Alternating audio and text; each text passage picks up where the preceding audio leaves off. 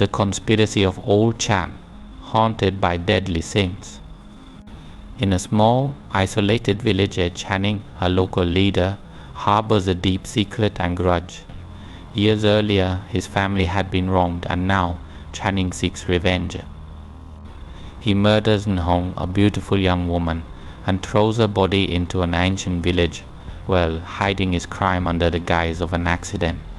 Days later, mysterious deaths begin to plague the village, as Nhong's spirit returns, bringing terror and devastation. Each new death is accompanied by chilling supernatural signs, from eerie voices to disturbing visions of Nhong, whose ghost now haunts those who wronged her. As more villagers meet their tragic fates, the village descends into chaos, with rumors of a dark curse that has gripped the town. Channing believes he's safe, that his vengeance is complete. But the night of the final death brings him face to face with his ultimate punishment, a punishment far worse than any revenge he could have orchestrated. Part 1. The Hidden Revenger. The village lay silent beneath the moonless sky, its crook alleys bathed in the cold glow of flickering lanterns. Channing stood at the window of his small, dimly lit home, his hands trembling as he tightened his grip on the window frame. The weight of the night pressed down on him, but it wasn't the thick air or the howling wind that gnawed at his nerves. It was the knowledge of what he had done. Channing wasn't always a man who dealt in darkness, but years of pain and festering resentment had turned him into something he barely recognized. The village once knew him as a fair leader, someone who guided them through their troubles and maintained peace. Yet beneath that facade lay a man broken by loss, his heart poisoned by the injustices his family had suffered, his father shamed and exiled, his mother driven to despair, dying alone. The whispers had spread throughout the village, mocking his family's fall from grace, but Channing had bided his time, waiting for the moment when he could settle the score, and that moment had come. The object of his vengeance was Nhong. Nhong was the picture of beauty and innocence, her long, dark hair flowing like a river of ink, her eyes always filled with kindness. She was the daughter of the man responsible for Channing's suffering, the man who had betrayed his family. Her mere presence, her laughter, her soft smile, all served as a constant reminder of the life he could never have, a life that had been ripped away from him. And so, as he watched her day after day, an idea began to take shape in his mind, a twisted plan to make her father pay by taking away the most precious thing in his life. No, it was a clear night when Channing's plan unfolded. He had spent weeks meticulously crafting his strategy, careful to ensure there would be no trace of his involvement. The village was too quiet, too observant for mistakes, and Channing knew that even the smallest misstep would bring everything crashing down. But tonight he moved with the precision of a predator. The well in the village was ancient, its stones worn smooth by centuries of hands drawing water. It sat at the far edge of the village, forgotten by most, a relic of a time long past. Channing had chosen it for that very reason. No one ventured there after dark. The villagers spoke of spirits that haunted the area, and while Channing didn't believe in such nonsense, he knew the fear of ghosts would keep people away. Nhong had been easy to lure out of her home. Simple note, a message left in her doorway, had done the trick. She believed it was from a friend asking for help, and in her good-natured innocence she had come, unaware that she was walking straight into Channing's trap. Channing stood in the shadows, his breath slow and measured as he watched her approach. The flickering lantern in her hand cast long, wavering shadows across the ground, and for a moment Channing felt a pang of doubt. Could he really go through with it? Could he take a life so young, so full of hope?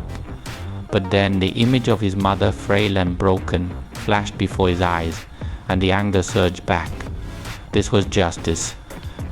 This was the retribution his family deserved. Nhong reached the well, her brow furrowed in confusion as she glanced around, her soft voice calling out, "Hello?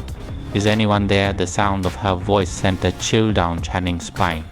It was too late to turn back now. He stepped forward, emerging from the shadows like a phantom, his expression cold and unreadable. Nung's eyes widened in surprise as she saw him, but she smiled politely, unaware of the danger she was in. "Channing," she said softly, tilting her head. "What are you doing here?" For a brief moment, Channing said nothing. He simply stared at her, his mind racing with thoughts of the past, of the years of suffering his family had endured. His heart pounded in his chest, the rhythm deafening in his ears. He could feel the weight of the knife concealed beneath his cloak, its cold metal pressing against his side. This was it. This was the moment. Nung took a step closer, concern flickering across her face.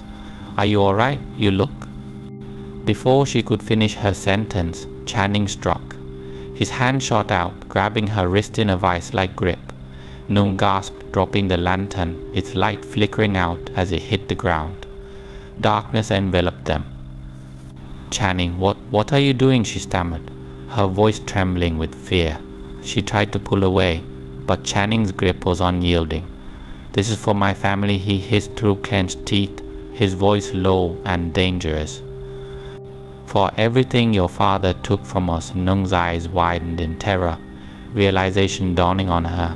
She struggled harder, panic overtaking her as she tried to free herself, but Channing was too strong.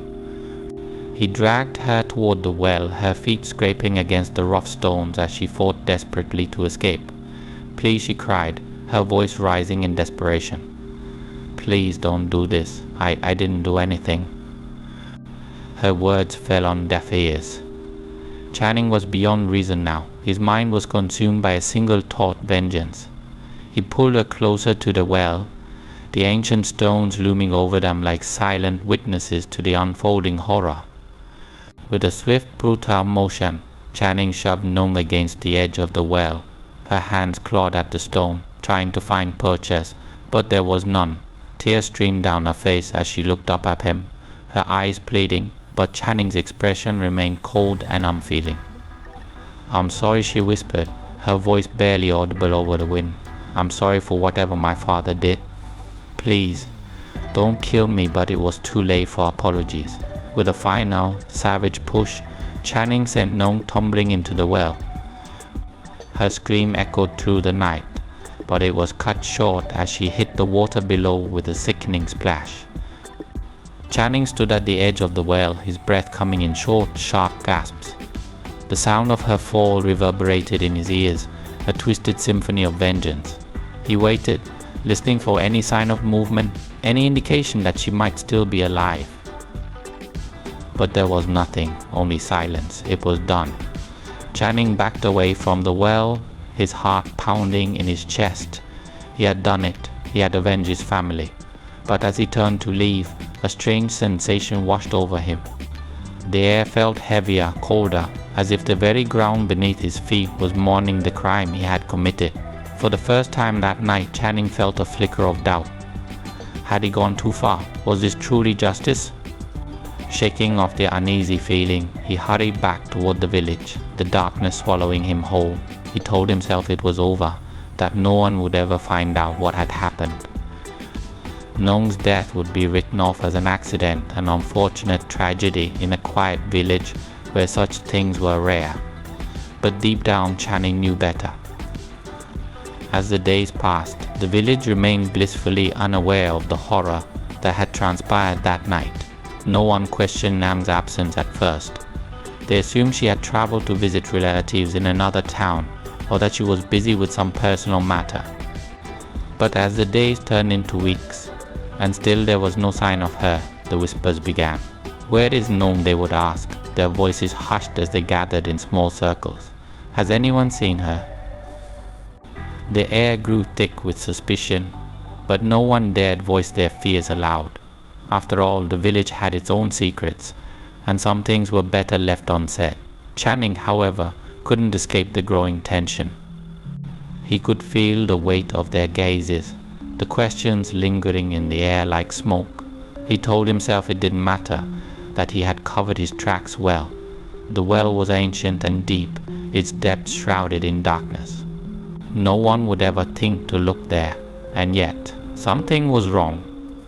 At night, when the village lay silent, Channing would wake to the sound of crying, soft, mournful sobs, as if coming from deep within the earth. At first he told himself it was his imagination, that his guilt was playing tricks on him. But the crying grew louder with each passing night, until it was impossible to ignore. It seemed to come from everywhere and nowhere.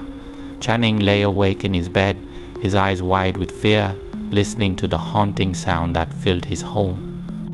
His heart raced as the sobs grew louder, more desperate, until they were almost unbearable. "Help me," a voice whispered through the darkness, so close he could feel the breath on his neck. "Why did you do this to me?" Channing bolted upright, his body drenched in sweat. He glanced around the room, but there was no one there, only the lingering echo of Nhong's voice. He buried his face in his hands, his mind racing. It couldn't be real. It was just a dream, a nightmare brought on by his guilt. But deep down, Channing knew the truth. Part 2. Whispers of the Dead. The village of Hollowbrook had always been a quiet, unassuming place. Nestled between dense forests and rolling hills, it was the kind of place where secrets could easily be buried, both figuratively and literally. The old well at the edge of the village was one such relic of secrets forgotten by most, avoided by all, and yet it had become the centerpiece of whispered conversations and lingering gazes ever since Nhong had vanished without a trace. Her disappearance had been swift, without warning. In the days that followed, the villagers had gone about their daily routines, almost blissfully ignorant of the darkness that now hung over them like a fog. But as time passed, as her absence stretched into weeks, a sense of unease began to creep through the village, slithering into the hearts of even the most skeptical among them.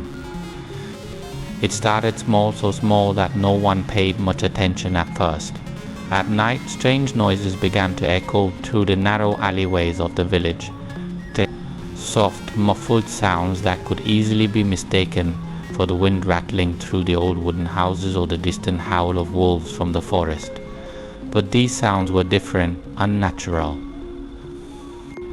They seemed to linger in the air, hanging just at the edge of perception, like a whisper carried on a breeze. And they always seemed to come from one place, the old well. The villagers began to notice it more and more as the nights grew longer. It was as if the well had come alive, its once silent stones now groaning under the weight of some unseen force. In the dead of night, when even the animals seemed to fall silent, the village would be filled with the unmistakable sound of weeping, soft, mournful cries that drifted through the streets, sending shivers down the spines of anyone unlucky enough to be awake. Old Mrs. Thorne, a widow who lived alone in a small cottage near the well, was the first to mention it. She had been woken one night by the sound of someone crying outside her window. At first she had thought it was a stray animal, but as she lay in bed listening intently, she realized it was the voice of a woman in deep, unimaginable sorrow. "I thought it was my mind playing tricks on me," she whispered to the group of villagers who had gathered around her at the market. Her hands trembled as she clutched her shawl tightly around her frail shoulders. But it wasn't. It was real. She was out there, sobbing, like her heart had been torn from her chest. The villagers exchanged uneasy glances, their eyes darting to the shadowy edge of the village, where the well stood. None of them said a word, but the look on their faces betrayed their fear. They had heard it too. Perhaps not as clearly as Mrs. Thorne, but enough to know that something was deeply, terrifyingly wrong.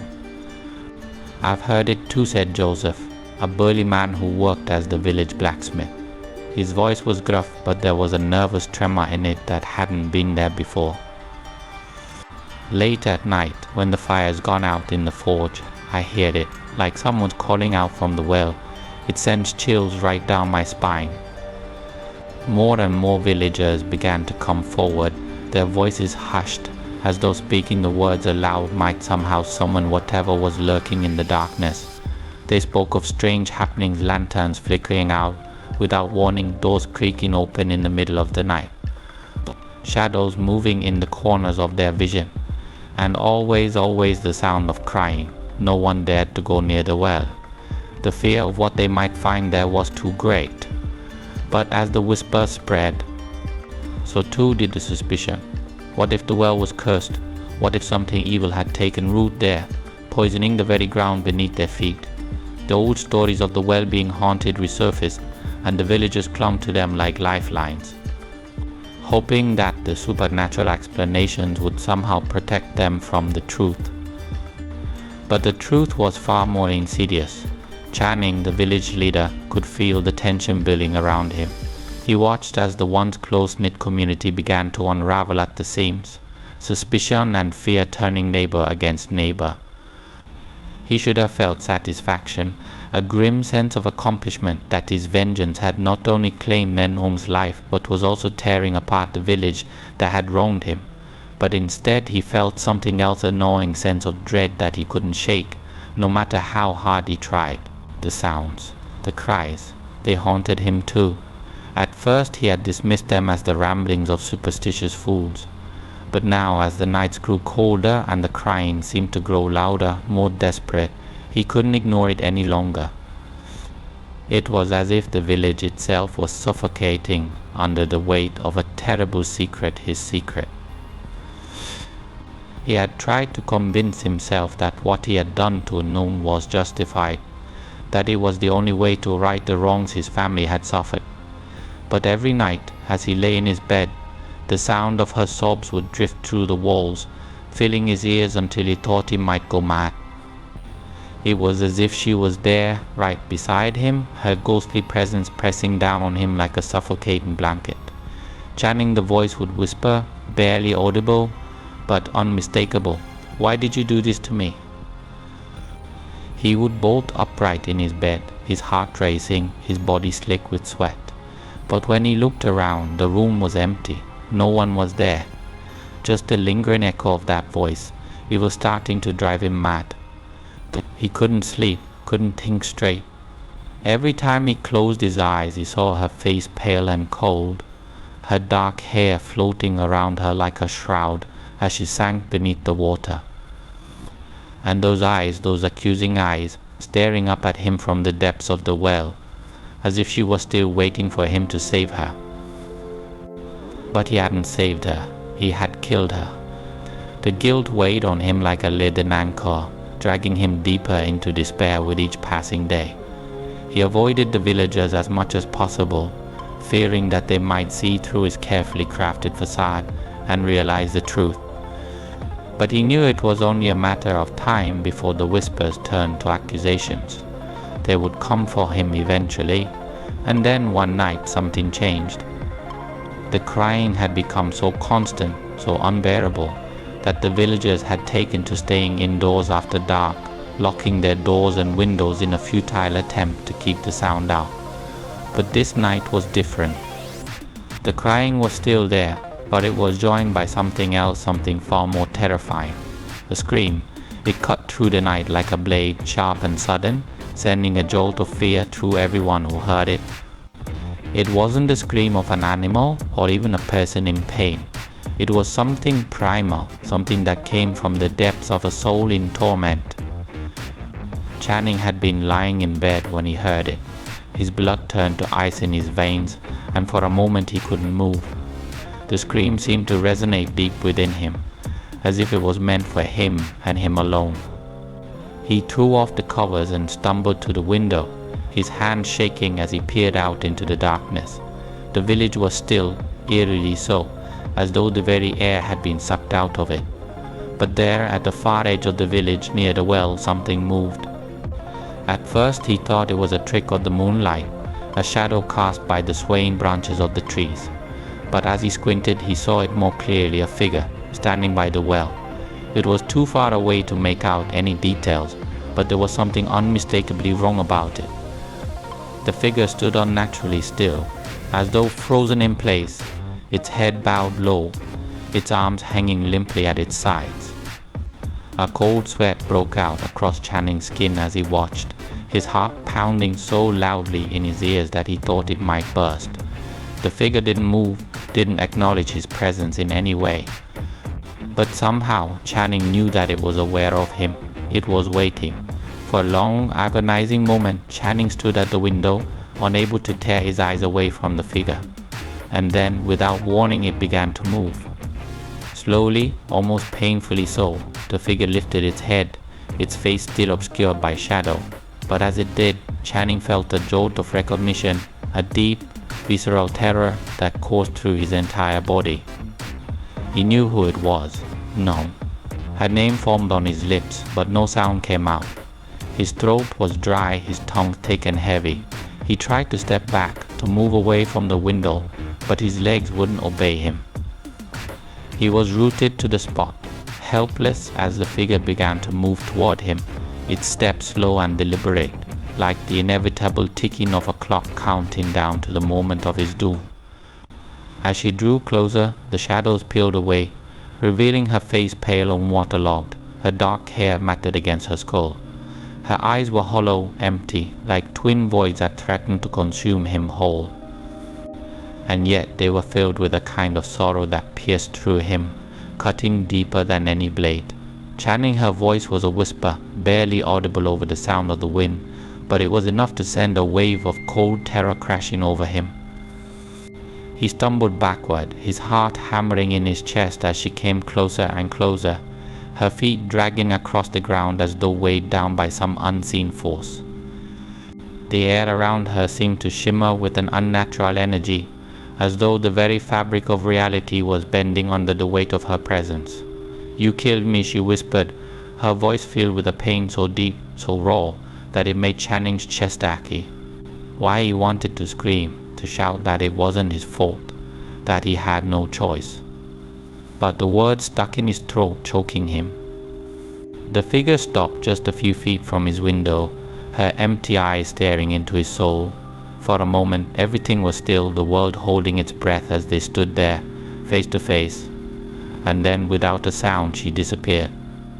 Channing fell to his knees, gasping for air, his body trembling uncontrollably. The cold sweat that clung to his skin felt like ice, and he could barely breathe past the tightness in his chest. She was real. The whispers, the crying, the strange occurrences, it wasn't just his imagination. Nong's spirit was haunting the village, and now she had come for him. For the first time since her death, Channing realized that his vengeance had not been complete. He had unleashed something far worse than he could have ever imagined, and now there was no escape. Part 3. The deaths begin. The village of Hollowbrook had always been a place of quiet serenity, where time seemed to move slowly and nothing ever truly changed. But ever since Nong's mysterious disappearance and the strange occurrences that followed, the village had been gripped by a chilling sense of dread. What had once been a peaceful, idyllic place was now thick with fear, an undercurrent of panic that gnawed at every soul who called Hollowbrook home. Then the deaths began. It started with old Mr. Fenwick, a retired farmer who had lived alone in a small cottage at the edge of the village. He was found one early morning, sitting in his rocking chair, eyes wide open and his mouth twisted in a silent scream. His hands were clawed, as if he had been trying to ward off something unseen, something terrifying. When they found him, his body was cold and stiff, but there were no signs of injury, no blood, no wound, just that frozen look of absolute terror on his face. The villagers were shocked but brushed it off as an unfortunate natural death. After all, Mr. Fenwick had been old, nearing the end of his days. But deep down, something about his death felt wrong, unsettling in a way they couldn't quite explain. The expression of terror on his face haunted those who had seen it, an image they couldn't shake no matter how hard they tried. Then it happened again. Sarah, a young mother of 2, was found dead in her bed only 3 nights after Mr. Fenwick's passing.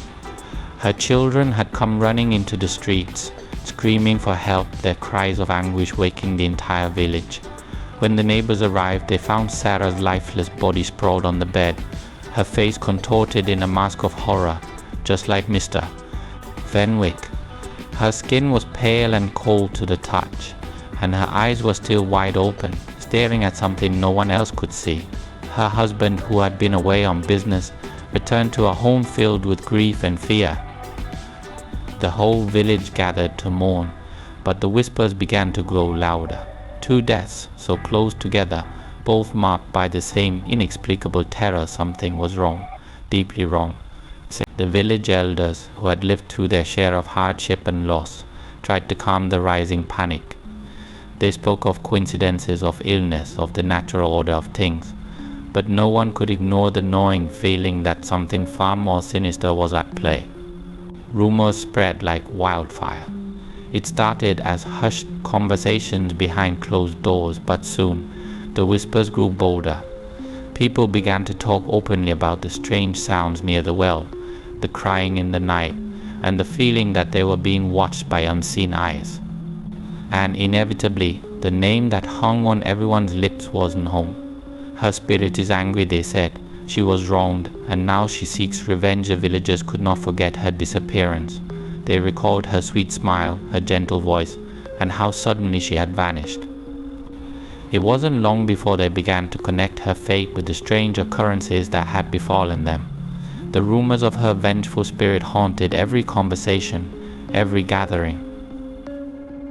People claimed to have seen her ghost wandering near the well at night, her long hair wet and matted, her eyes hollow and accusing. Some said they had heard her whisper their names in the dark. Others spoke of strange figures standing at the edge of their vision, shadows that vanished the moment they turned to look. The entire village was on edge, and fear began to consume them. No one knew who would be next. A week after Sarah's death, the village butcher, Harold, was found dead in his shop. His body lay slumped over the counter, his knife still in hand. But it wasn't the sight of his body that caused the most alarm, it was his face. Just like the others, Harold's face was frozen in a grotesque mask of fear, his mouth open in a silent scream, his eyes wide with terror. His body was stiff, his muscles locked in place, as if he had seen something so horrifying that it had stolen the life right out of him. The village descended into chaos. Families barricaded themselves inside their homes at night, locking doors and windows and praying that whatever curse had taken hold of Hollowbrook would pass them by. People stopped gathering in the village square, too afraid to be out in the open. The once vibrant market stalls stood empty, their goods left to rot as the villagers huddled inside, consumed by their fear. And still the deaths continued. One after another, seemingly at random, villagers were found dead in their homes, their places of work, or even out in the fields. Each time, the victim's face was the same, twisted in horror, as though they had looked into the eyes of death itself. There was no pattern, no explanation, and the village was gripped by a terror unlike anything they had ever known. The elders who had once tried to calm the growing panic were now among the most frightened. They whispered about curses, about spirits who could not rest. They spoke of rituals long forgotten, of ways to appease the dead, but no one knew what to do. Hollowbrook was falling apart, and no one could stop it. In the midst of this growing madness, Channing could feel the walls closing in on him. He had thought that by killing Nanho, by burying her secret in the well, he had rid himself of the past, of the pain that had consumed him for so long. But instead, it was as if he had unleashed a darkness far greater than anything he could have imagined. Each death weighed heavily on him. He had never meant for this to happen, had he? No, it was supposed to be over. He had taken his revenge, and that should have been the end of it. But the deaths, the whispers, the terror in the eyes of the villagers, it all pointed back to him, to the well, to No.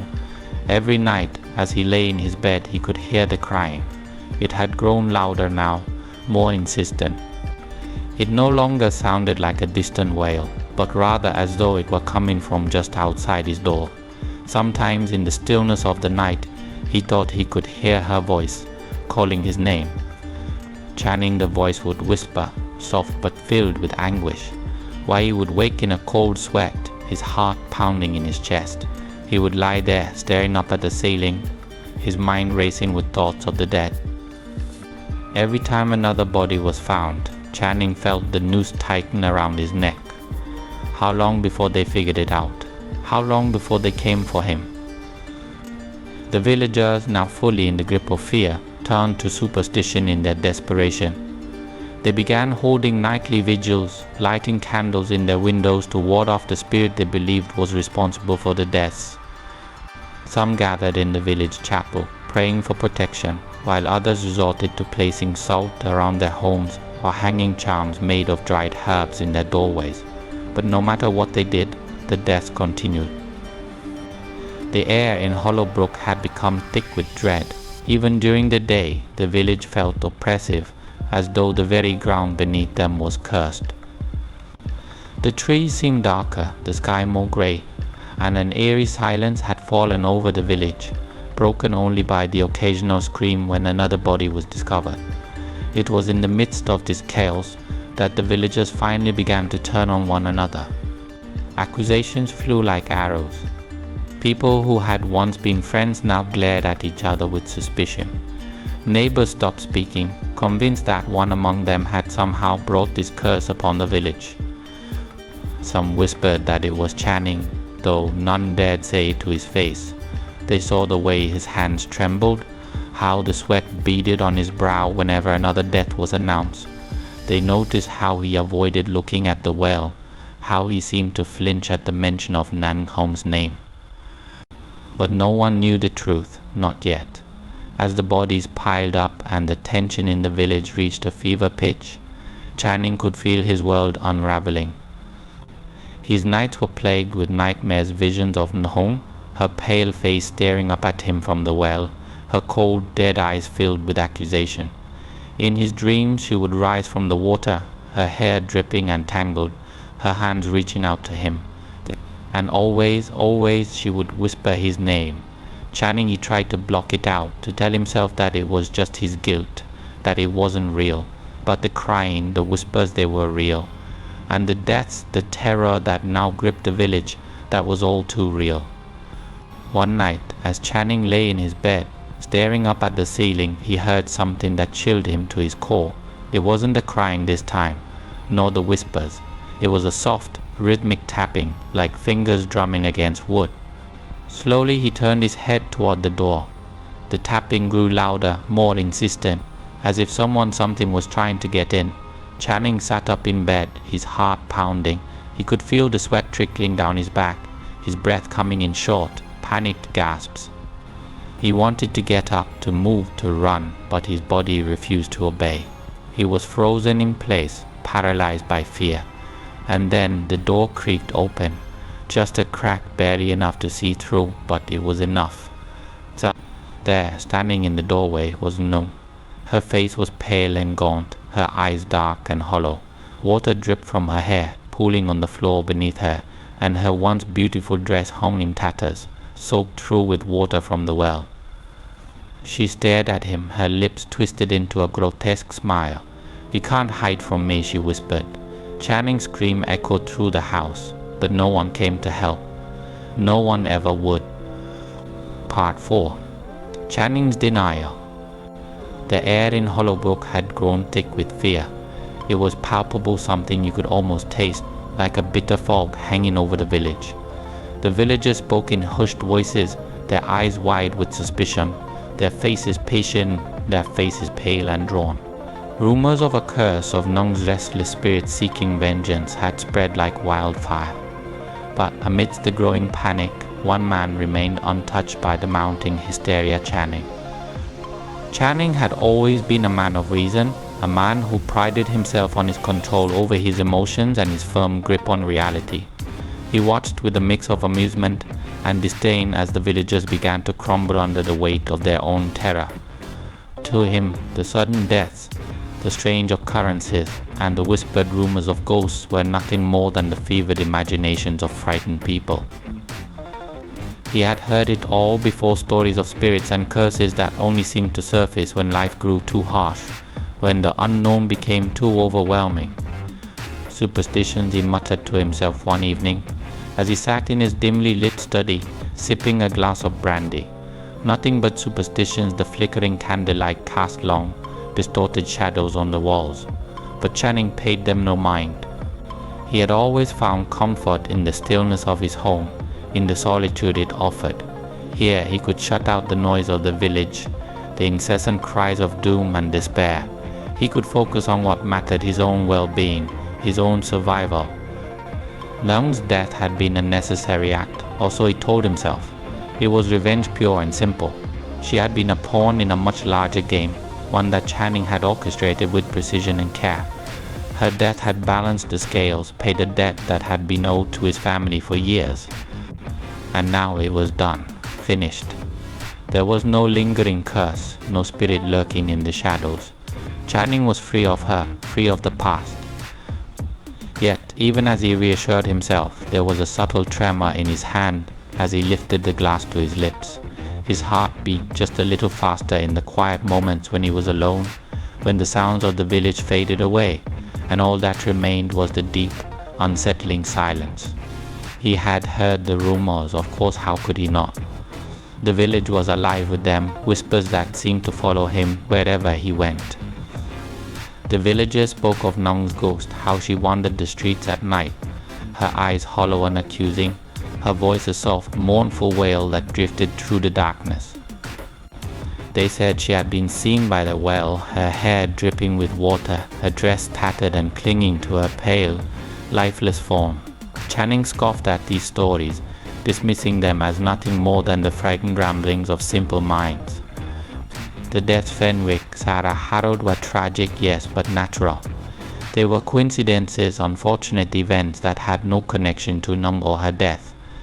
The villagers were grasping at shadows, searching for explanations in places where there were none.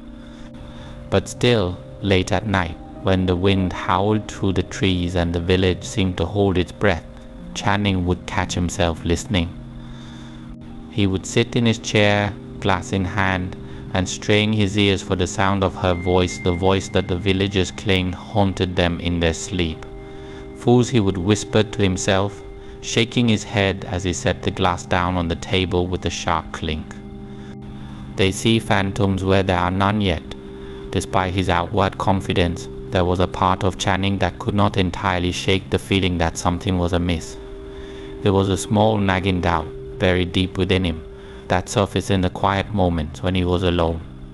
He had tried to ignore it, to push it down, but it lingered like a shadow, always just at the edge of his consciousness. It was not guilt, Channing was certain of that. He had no reason to feel guilty. Ren Hong's death had been justified, a righteous act that had brought balance to the world. But there was something else, something he couldn't quite put his finger on. A sense of unease, of unfinished business. It gnawed at him, a persistent itch at the back of his mind. And then there were the dreams. They had started a few weeks after Nung's death, though Channing had been careful not to give them too much thought. He wasn't a man prone to nightmares, his mind was far too disciplined for that. But these dreams, they were different. They felt real, too real. In the dreams he would find himself standing at the edge of the well, looking down into the dark, murky water. The moon would be high overhead, casting an eerie glow over the scene. The village would be silent, unnaturally so, as if the world had been drained of all sound. And then slowly the water in the well would begin to ripple. He could feel it, something moving beneath the surface, something rising. He would step back, his breath catching in his throat, but his feet felt as though they were rooted to the ground. He couldn't move, couldn't look away. The water would ripple more violently now, and then, just as it seemed ready to burst, a hand would shoot out of the well, Nung's hand, pale and dripping, her fingers clawing at the air as she tried to pull herself up. Her face would follow, her eyes hollow and sunken, her lips twisted into a grotesque smile, and her voice would whisper his name. Channing, he would wake up, gasping for air, his body drenched in sweat, the sheets tangled around him like the tendrils of some nightmarish creature. His heart would race, and for a few moments he would be convinced that she was there, in the room with him, watching him from the shadows. But then he would shake his head, laugh bitterly to himself, and brush the dream aside. Just a dream, he would mutter, running a hand through his damp hair. Nothing more. Channing refused to let himself be consumed by fear. Fear was for the weak, for those who could not control their own destiny. He had done what needed to be done, and now it was over. The village could believe in ghosts and curses all they wanted, but he knew the truth. There was no such thing as vengeful spirits. The dead were dead, and they stayed that way. Still, the village grew more restless with each passing day. The deaths had cast a long shadow over Hollowbrook, and the villagers were desperate for answers. They turned to the old ways, the ancient rituals passed down through generations, hoping to ward off whatever malevolent force they believed was haunting them. They burned candles at every window, placed salt around their doors, and hung charms of protection from the trees. Channing watched it all with a mixture of contempt and amusement. He had no need for their charms, no need for their superstitions. He was above all of that. He had always been above it. But the village was unraveling. Tensions were rising, and the once close community was beginning to fracture. Neighbors turned on each other, accusations flying in every direction. Some whispered that the curse had been brought on by someone in the village, that someone had angered the spirits, and now they were all paying the price. Channing ignored the glances, the way some of the villagers seemed to avoid him now. He knew what they were thinking, knew that the rumors were starting to circle around him. But he didn't care. Let them talk. Let them gossip. It didn't matter. None of it mattered. But the dreams, they wouldn't stop. They grew more vivid, more intense. Night after night, he found himself at the well, watching as Nung's cold, lifeless body rose from the depths, her eyes fixed on him with a gaze that pierced straight through to his soul. Her voice echoed in his ears, accusing him, haunting him until he could no longer tell where the dream ended and reality began. Channing, it wasn't real. It couldn't be real. He had made sure of that. He had buried her, hidden her away where no one would ever find her. Her body was lost to the well, and with it, any chance of her spirit returning to seek vengeance. But the weight of the dreams began to wear on him. He could feel it in his bones, in the way his hands trembled ever so slightly as he went about his daily routine. He was careful not to let the villagers see the cracks in his composure. He couldn't afford to show weakness, not now. The villagers could sense it though. They could feel the darkness that clung to Channing like a shadow, and he unnerved them. They kept their distance, their whispers growing louder with each passing day. It was only a matter of time before they turned on him completely. But Channing remained defiant, determined to see it through. He had done what needed to be done, and no amount of ghost stories or superstitions would change that. He had nothing to fear. He was safe. He was untouchable. Or so he told himself over and over again as the candlelight flickered and the shadows danced around him. Channing, the voice was softer now, more insistent, as if it were just outside his window, just beyond the reach of the light. Channing. He squeezed his eyes shut, gripping the arms of his chair so tightly that his knuckles turned white. He could hear her. He could hear her voice, whispering his name, calling to him from the darkness. Channing, it wasn't real. It couldn't be real. But as the wind howled outside, and the shadows seemed to grow longer, darker, Channing couldn't shake the feeling that maybe, just maybe, the villagers were right. Maybe she had come back after all. Part 5. The Ghostly Encounter. It was a night like any other, silent, still, and heavy with the oppressive weight of the village's growing dread. The flicker of a single candle in Channing's study cast dancing shadows across the walls, twisting and writhing like silent specters. The wind outside whispered through the trees, its faint sighs reaching through the cracks in the old house. But Channing paid no mind to the unsettling sounds. He had convinced himself that the deaths, the fear, the whispers of curses, they were all the result of the villagers' own paranoia. After all, he had nothing to fear. The brandy in his glass swirled as he took a sip, savoring the warmth that spread through his chest. He let out a slow breath, leaning back in his leather chair, feeling the tension ease from his shoulders. His home was a sanctuary, a place where the madness outside could not reach him. Here he was safe from the superstitions, the wild rumors, the accusing glances. Here he was untouchable. Or so he believed. The clock on the mantel struck midnight, each chime ringing out like the tolling of a funeral bell. The sound seemed to reverberate through the room, lingering longer than it should have. Channing glanced at the clock, frowning as an inexplicable sense of unease washed over him. There was something different about this night, something he couldn't quite place. The air felt thick, oppressive, as though the house itself were holding its breath. He shook his head, dismissing the thought as nothing more than the result of too much brandy. Yet, as he set his glass down on the table, he noticed that his hand was trembling. The candlelight flickered, casting long, wavering shadows on the walls, and a sudden chill seeped into the room, prickling at his skin. Channing furrowed his brow, glancing toward the window. The wind had picked up outside, howling softly as it curled around the house. But it wasn't the wind that unnerved him. It was the cold. It was far too cold for a spring night. As if on instinct, he turned his head, his gaze falling on the window once more. For a moment, there was nothing, only the darkness beyond, the faint outline of trees swaying in the breeze. But then, his eyes caught something wrong. His breath caught in his throat, his body frozen in place as he stared out into the night. A figure stood outside, just beyond the window. At first he thought it was a trick of the light, a shadow cast by the wind, or perhaps his own imagination. But no, the figure was real. It was unmistakably a person, standing completely still, staring back at him through the glass. A cold sweat broke out across Channing's forehead as his eyes focused on the figure, his heart beginning to race. He leaned forward in his chair, his pulse hammering in his ears as he tried to make sense of what he was seeing. The figure was small, slender, and completely drenched, as if it had just emerged from the depths of a lake. Water dripped from the edges of its clothing, pooling on the ground at its feet. Its long, dark hair hung limply around its face, obscuring its features in a tangled mess of wet strands. But it was the eyes that froze Channing in his seat, the eyes that sent a wave of pure, unadulterated terror crashing through his body. They were hollow, sunken, and filled with an accusation so powerful it seemed to pierce straight through to his soul.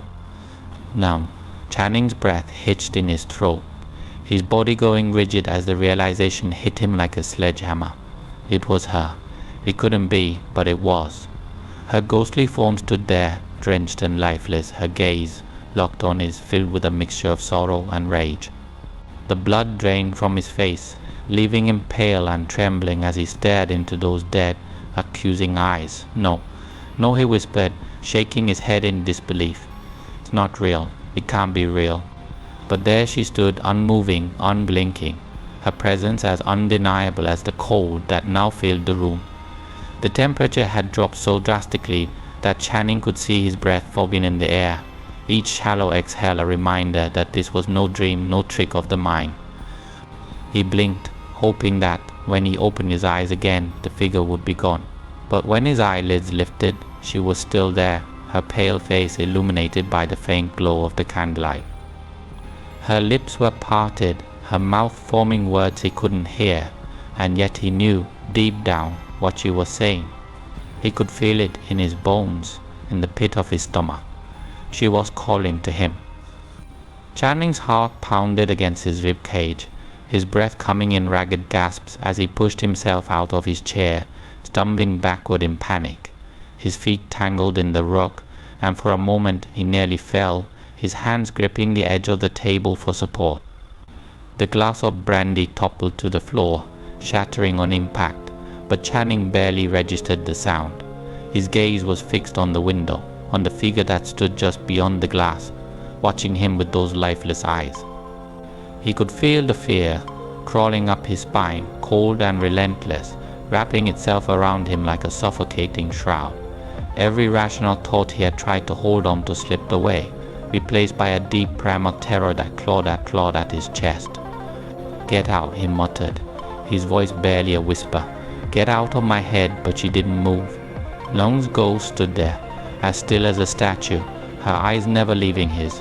The silence in the room was deafening, broken only by the sound of Channing's labored breathing. The weight of her gaze was unbearable, crushing him beneath the sheer force of her presence. He felt exposed, vulnerable, as though she could see straight through him, past the lies he had told himself, past the mask of confidence he had worn for so long. "Go away," he pleaded, his voice trembling. "You're not real. You can't be real," but the words felt hollow, even to him. He knew, deep down, that this was no illusion. This was no mere product of guilt or fear. She was here. She had come for him. The air in the room grew colder still, the chill sinking deep into his bones. The candle on the table flickered violently, the flame guttering as if struggling to stay alive in the oppressive atmosphere. And then, as if in response to his desperate plea, the ghost of Nung moved. Her hand, cold, pale and dripping with water, rose slowly, pressing against the glass of the window. Her fingers left wet, smudged streaks on the pane, as if her very presence was bleeding into the world of the living. Channing's breath caught in his throat as her lips moved again, forming words that he could now hear, though they were faint and distorted, like a voice carried on the wind. Why she whispered the word filled with a pain so deep, it twisted something inside him. Channing staggered backward, shaking his head in disbelief. His hands flew to his ears, trying to block out the sound of her voice, but it was no use. The question rang out in the silence of the room, echoing in his mind, haunting him. "Why? Did you do this to me?" The room spun around him, the walls closing in as his vision blurred. He could feel the weight of her gaze pressing down on him, suffocating him with the full force of her sorrow and rage. He stumbled again, his back hitting the wall as he struggled to catch his breath. "I didn't. I had to," he gasped, the words tumbling from his lips in a frantic, desperate attempt to justify what he had done. You don't understand. It wasn't supposed to be like this." But the ghost of Nung gave no reply. She simply stood there, her hand pressed against the glass, her eyes locked on his with an intensity that made his skin crawl. Her silence was worse than her accusations. It was a silence filled with judgment, with condemnation, and it cut deeper than any words could have. Channing's legs gave out beneath him, and he slid to the floor, his back pressed against the cold wall. His heart was racing, his body trembling with fear as he stared at the figure outside the window. He could feel the walls of his world crumbling around him, the weight of his guilt finally crashing down on him with a force he could no longer deny. She had come for him, and there was no escape. The candle on the table flickered once more, its flame guttering weakly before finally snuffing out, plunging the room into darkness.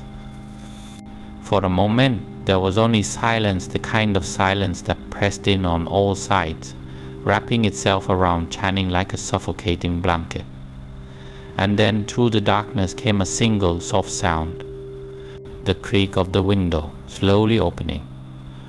Channing's breath hitched in his throat as a cold gust of wind swept into the room, carrying with it the unmistakable scent of damp earth and stagnant water.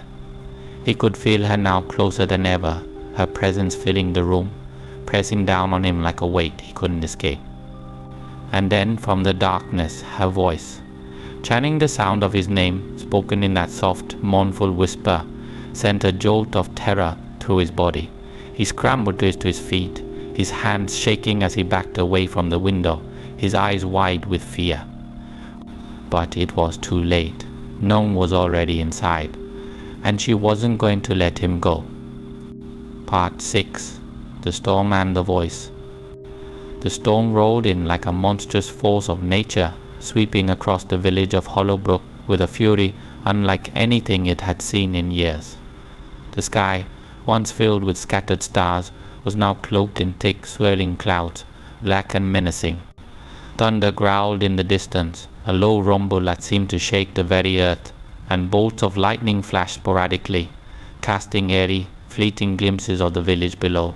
Inside his grand house, Channing stared out through the rain streaked window, his heart pounding in his chest. The storm had arrived swiftly, with little warning, its howling winds lashing at the walls and rattling the windows as if trying to break inside. Rain pounded the roof in a relentless downpour, each drop striking with the force of a hammer. The violent gusts of wind howled like the waves of tormented souls, but it wasn't the storm that made Channing's hands tremble as he clenched them into fists. It was the voice. Soft, haunting, barely audible at first, it had seeped into his mind like a poison.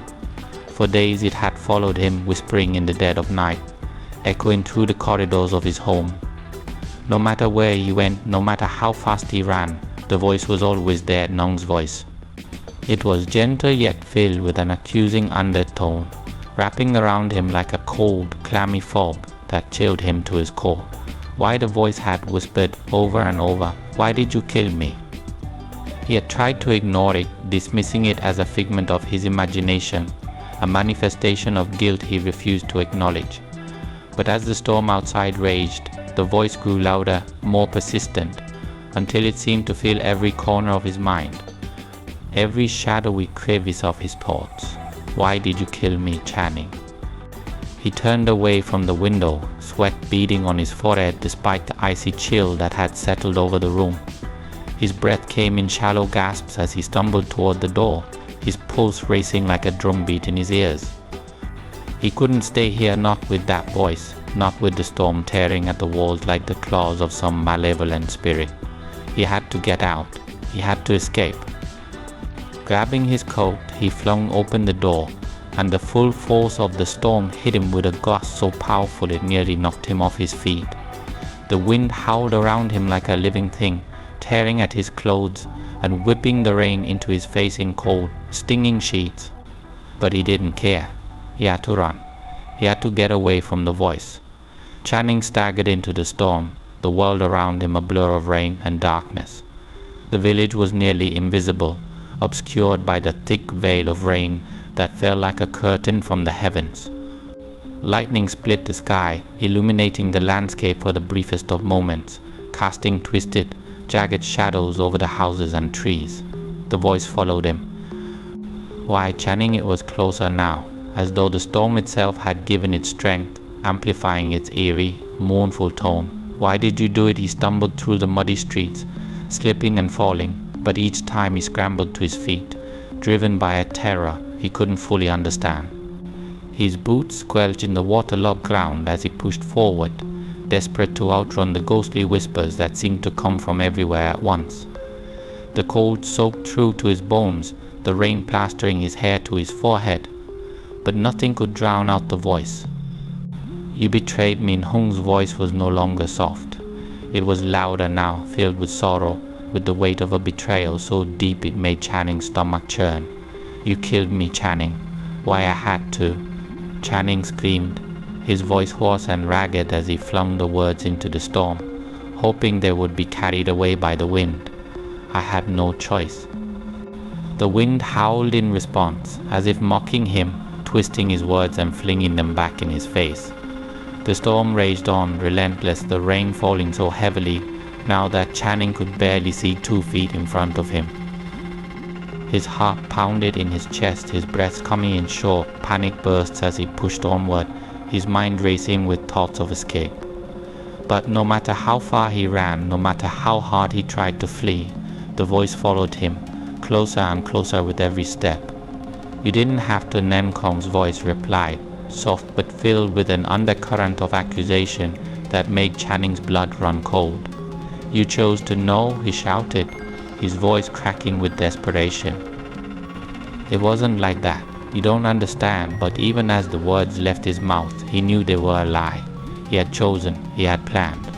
And now there was no escaping what he had done. The past was catching up to him, and it wore the face of the woman he had betrayed. Lightning flashed again, illuminating the landscape in a blinding white light, and for a brief, horrifying moment, Channing saw her. She stood at the edge of the village, drenched and pale, her dark hair clinging to her face, her eyes locked on his with a gaze so piercing it made his chest tighten with fear. Water dripped from her fingertips, pooling at her feet, and her dress hung in tatters soaked through with the rain. Why, Channing, her voice was a whisper on the wind. but it sliced through the roar of the storm like a knife, cutting deep into his mind. "Why did you kill me?" Channing's legs gave out beneath him, and he fell to his knees in the mud, his hands shaking as they clawed at the ground. He could feel her eyes on him, burning with accusation, with betrayal, and no matter how hard he tried, he couldn't tear his gaze away from her. "I had no choice," he gasped, his voice barely audible over the storm. "I had to do it. I had to." But the words rang hollow, even to him. The truth hung in the air between them, thick and suffocating, impossible to escape.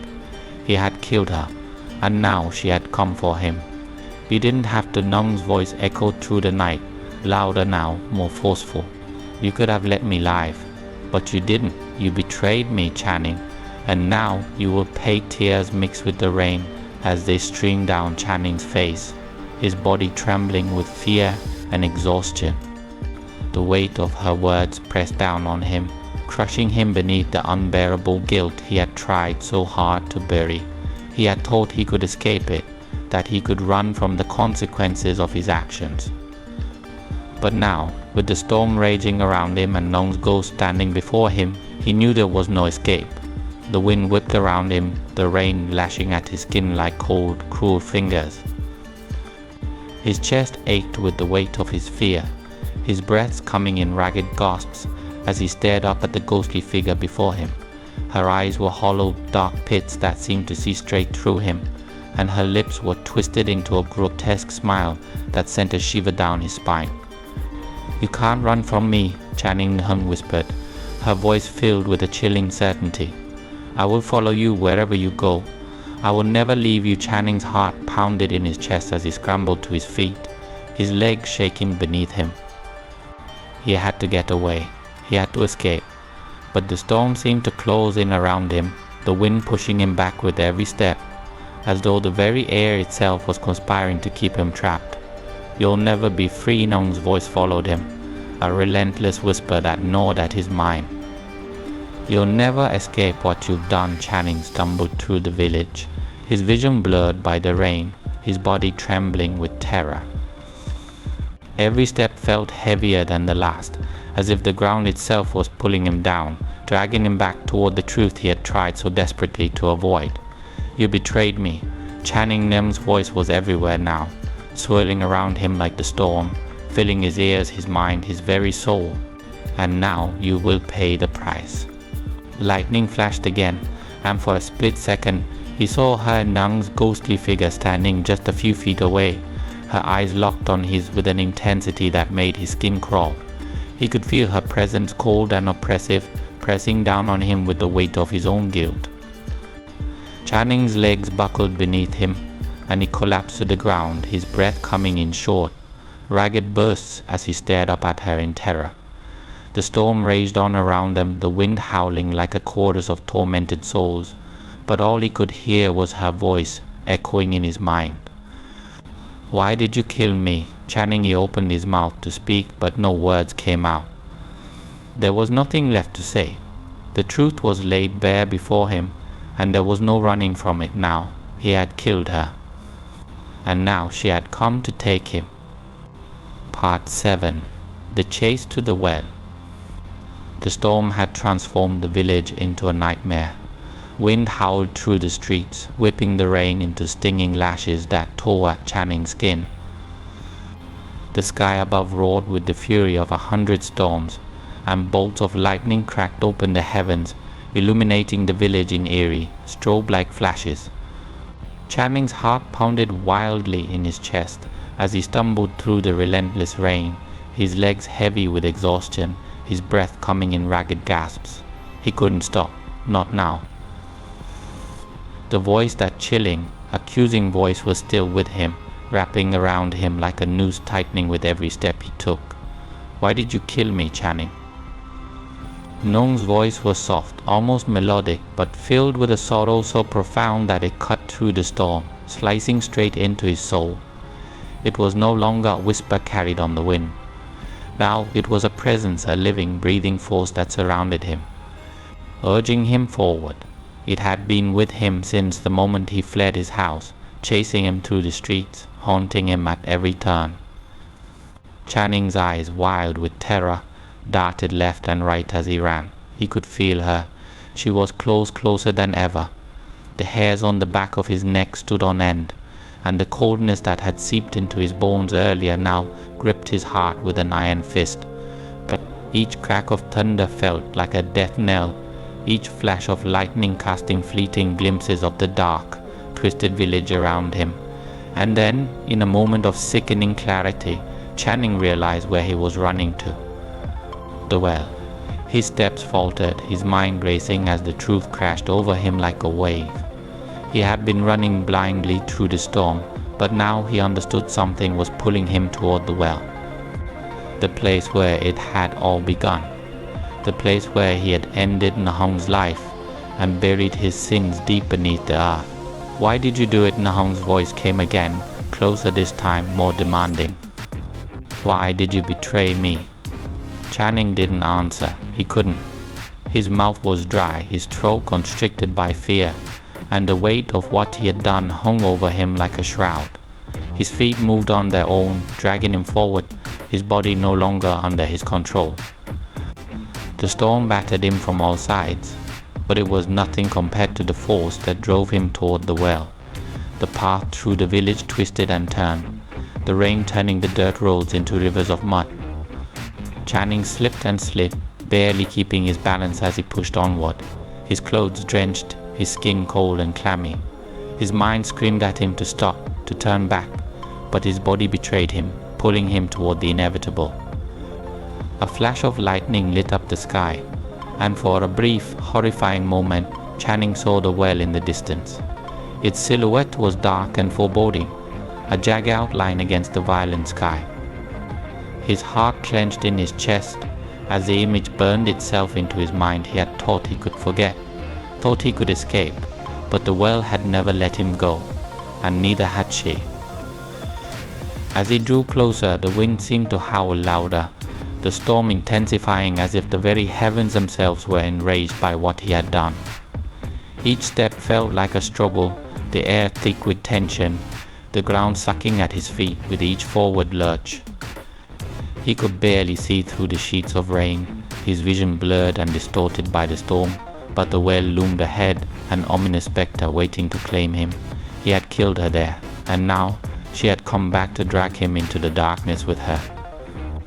Channing's breaths came in sharp, shallow gasps as he reached the clearing where the well stood. His legs felt like lead, his body trembling with exhaustion and fear. He stumbled forward, his boots sinking into the mud as he neared the edge of the well, his heart pounding in his chest. And then, in the next flash of lightning, he saw her, Nahong's ghost. She was sitting on the edge of the well, her slender figure drenched, her hair hanging in wet, tangled strands that obscured her face. Water dripped from her fingertips, falling in slow, deliberate drops into the darkness below. Her dress clung to her body, the fabric torn and soaked, as if she had just risen from the very depths of the well itself. For a moment Channing froze, unable to move, unable to breathe. His mind screamed at him to run, but his body refused to obey. His eyes were locked on her, his heart thundering in his chest as her presence filled the air around him. She was there, real, tangible, and waiting for him. Lightning flashed again, casting her pale face into stark relief. Her eyes, dark and hollow, stared back at him, filled with an accusation so powerful that it made his stomach churn. Her lips, blue and cracked, parted ever so slightly as she whispered his name. "Channing."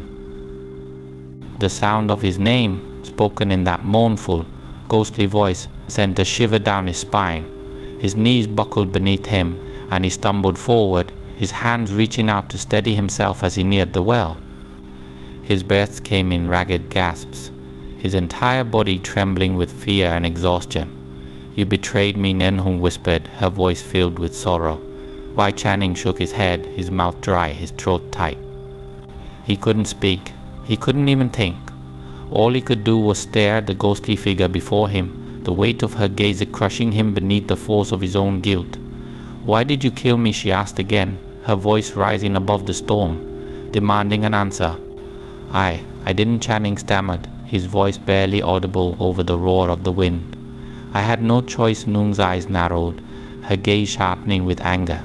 The wind howled around them, whipping her hair across her face, but she didn't move. She didn't blink. She simply stared at him, her cold, lifeless eyes locked on his, filled with an intensity that made his skin crawl. "You had a choice," she whispered, her voice like ice. "You chose to kill me. You chose to betray me." Channing's hands trembled as he gripped the edge of the well, his knuckles white with strain. He could feel the cold seeping into his bones, the rain soaking through his clothes, but it was nothing compared to the chill of her presence. It was as if the very air around him had turned to ice, freezing him in place, trapping him in the moment of his greatest sin. "I didn't mean to," he gasped, his voice barely a whisper. "I didn't. It wasn't supposed to happen." But even as he spoke, he knew it was a lie. He had meant to kill her. He had planned it, executed it with precision. And now there was no escape. "You will pay for what you've done," Nong whispered, her voice cold and unrelenting. "You will pay for your betrayal." Channing's heart pounded in his chest, his breath coming in short, panic bursts. He could feel the pull of the world beneath him, drawing him closer, urging him to look into the darkness below. He didn't want to. He knew what he would see. But some unseen force compelled him forward. Slowly, trembling, he leaned over the edge of the well, peering into the abyss. The darkness was thick, impenetrable, and for a moment he saw nothing but blackness. But then, as another flash of lightning split the sky, he saw it, a pair of pale, lifeless hands reaching up from the depths, fingers outstretched, grasping at the air. Channing recoiled, his heart lurching in his chest, but he couldn't tear his eyes away. The hands rose higher, emerging from the darkness, and then, with a sickening lurch, a face appeared. Nong's face. Her eyes were wide and vacant, her mouth open in a silent scream as she reached for him, her fingers brushing the edge of the well. Channing screamed, stumbling backward, his hands flying to his face as he tried to block out the image. But it was too late. She was there, she was real, and she was coming for him. The storm raged around him, the wind howling like a chorus of tortured souls, but all Channing could hear was the sound of his own ragged breathing, the pounding of his heart in his ears. He backed away from the well, his legs trembling beneath him, but he knew deep down, he knew there was no escape. Nong's ghost stood before him, her eyes locked on his, filled with a rage so deep it seemed to burn through the very air. Her lips parted, and for the first time, Channing heard her scream. It was a sound that would haunt him for the rest of his life, a scream filled with pain, with betrayal, with the weight of a life cut short. It echoed through the storm, reverberating through the village, filling the air with a sense of dread so profound it made Channing's blood run cold. And then, with a final, desperate cry, Nong lunged at him. Channing's world exploded into darkness as her hands closed around his throat, her fingers cold and unyielding. He gasped for air, his vision blurring, his body thrashing in a futile attempt to escape. But there was no escape. Nong's grip tightened, and Channing's world faded into nothing. Part 8. The Final Confrontation. The storm raged with unrelenting fury, tearing through the village as if the heavens themselves had unleashed their wrath. Lightning fractured the sky, illuminating the well where Channing stood, frozen with terror. Every nerve in his body screamed for him to run, to escape the nightmare that had swallowed him whole, but he couldn't move. His legs felt like they had turned to stone, his heart pounding so hard in his chest that he thought it might explode. Nong's ghost stood at the edge of the well, her figure drenched in rain, her dress clinging to her like a shroud of death.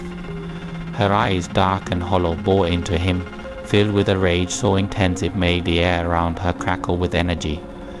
Her lips parted slightly, a whisper escaping them, though the words were lost in the howl of the wind. But Channing didn't need to hear her. He knew what she wanted, what she had come for. She had come for him. The rain lashed against his face as he stood there, staring at the ghostly figure before him. His mind raced, his thoughts spinning in frantic circles, searching for some way to explain what was happening. This couldn't be real. Ghosts weren't real. He had made sure of that when he buried her in the well, when he had hidden the evidence of his crime, certain that the darkness would keep his secret safe forever. But now the darkness had betrayed him. Suddenly, Nung's hand shot out toward him, and before he could react, her cold, wet fingers wrapped around his wrist with an iron grip. Channing gasped, his breath catching in his throat, as the chill of her touch seeped into his skin, sending shockwaves of terror through his body. It was a cold unlike anything he had ever felt before, a cold that seemed to reach beyond the physical, clawing at his soul. He tried to pull away, but her grip was unyielding, her strength far greater than any living person's could be. Her fingers tightened around his wrists, and with a sharp tug she pulled him closer, her eyes never leaving his as she closed the distance between them. "Nung, please." Channing's voice was a broken whisper, barely audible over the storm. His throat was dry, his words thick with desperation. "I didn't mean to. I didn't," but Nung didn't blink. Her expression remained cold, devoid of pity or mercy. The wind howled around them, whipping her long, wet hair across her face, but she didn't move, she didn't waver. She was no longer the girl he had once known. She was something else now, something that existed beyond death, beyond pain. And she was here for revenge. "You took everything from me," Nen Hung whispered, her voice like ice cutting through the air. The sound of it made Channing's stomach churn, his knees buckling beneath him as the weight of his guilt pressed down on him. "Now you will know what it's like." Her words were soft, but filled with bitterness, every syllable laced with the agony she had suffered. Channing could hear it, the pain, the betrayal, the anger. It was all there, wrapped up in that simple sentence, and it hit him with the force of a sledgehammer. I had no choice," Channing stammered, his voice rising in panic. He could feel the cold creeping up his arm from where Ham gripped him, spreading through his veins like ice. "You don't understand, Nung. I didn't want to kill you. I didn't want any of this." Nung's grip tightened, her nails digging into his skin, and Channing winced in pain. Her eyes darkened, and for a brief moment he thought he saw a flicker of something deeper within them, a flicker of the girl she had once been. But it was gone as quickly as it had appeared, replaced by a steely resolve that made his blood run cold. "You left me to die," she hissed, her voice trembling with emotion. "You buried me alive, alone, in the dark." Her words hit him like a physical blow, knocking the breath from his lungs.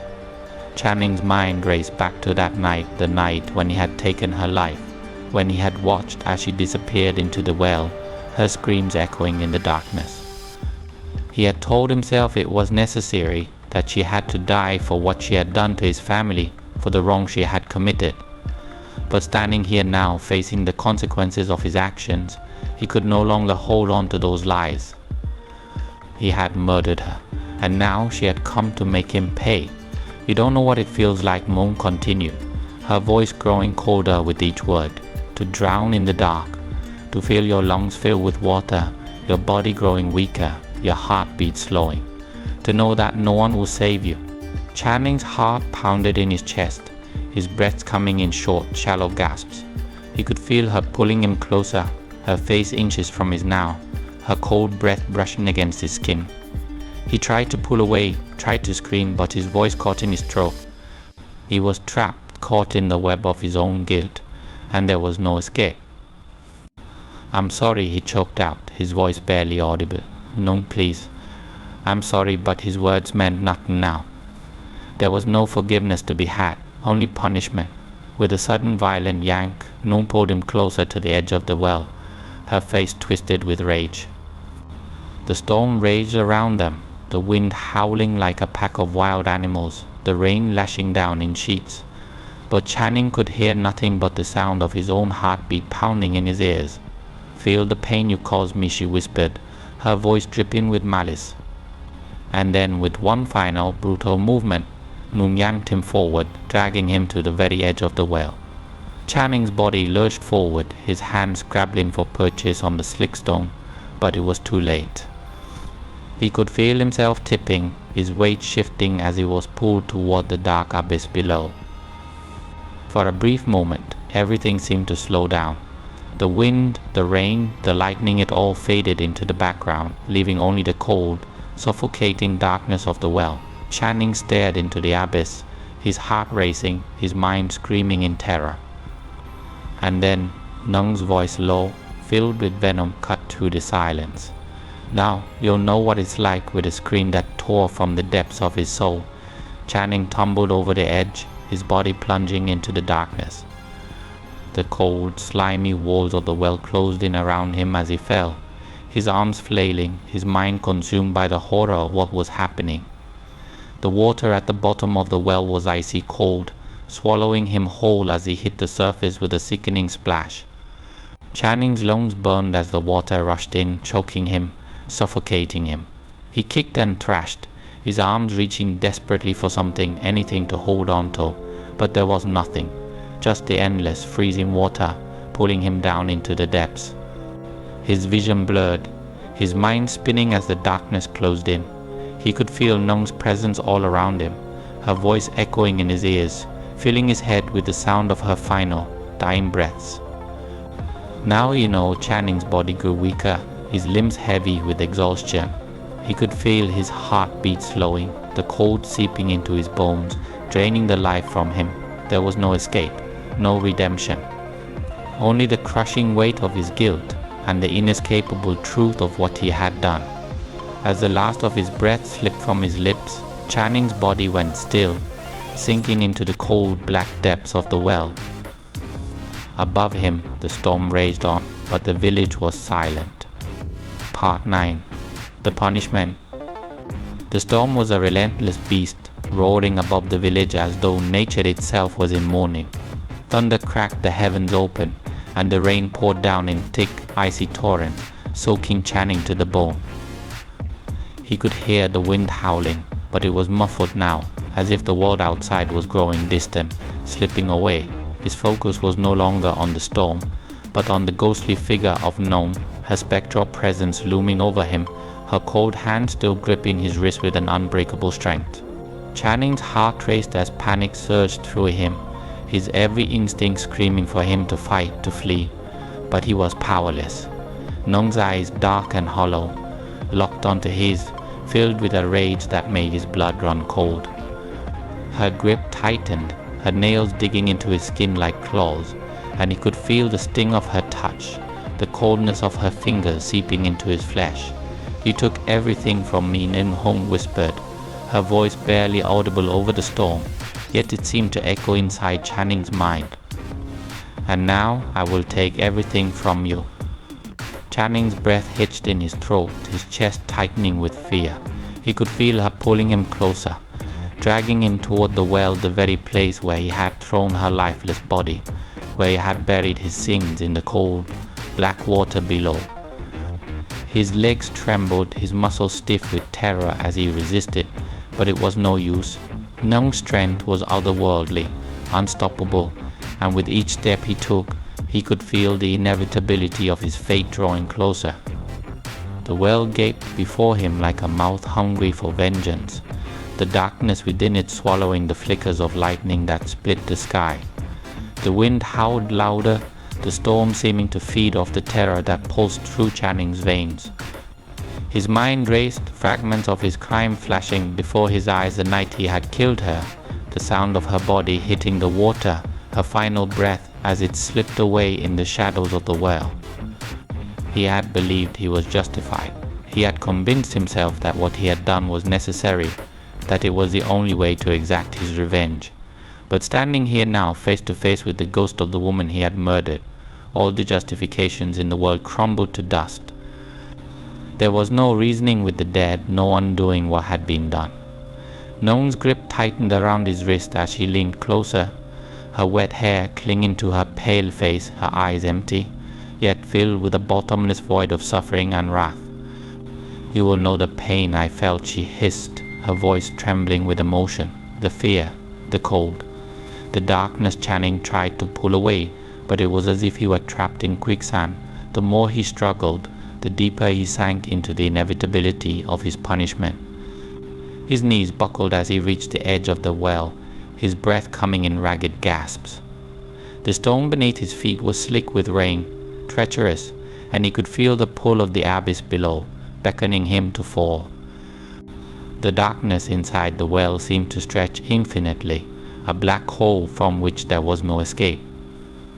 "Please, no." "I'm sorry," Channing stammered, his voice trembling with desperation.